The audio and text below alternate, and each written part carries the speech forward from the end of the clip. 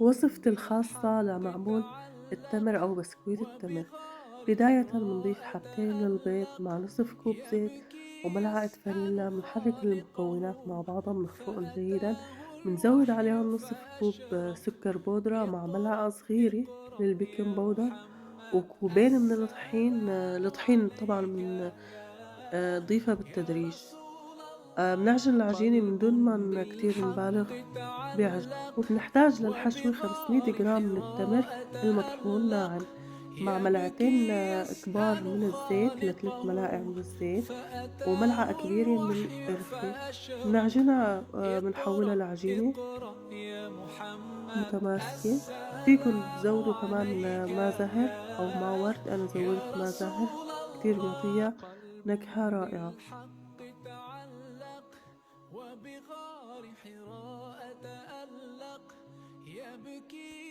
الكرات اللي بنساويها لازم تكون كرات التمر أصغر من كرات العجينة، متل ما شفتوا ساوينا هداك الشكل، وهلأ باساوي باقي القطع بهاي الشكل بمدّها وباحط حشو العجوة بالنُص ورقائق تاني من العجينة، وبابدأ باقطّعها مكعبات.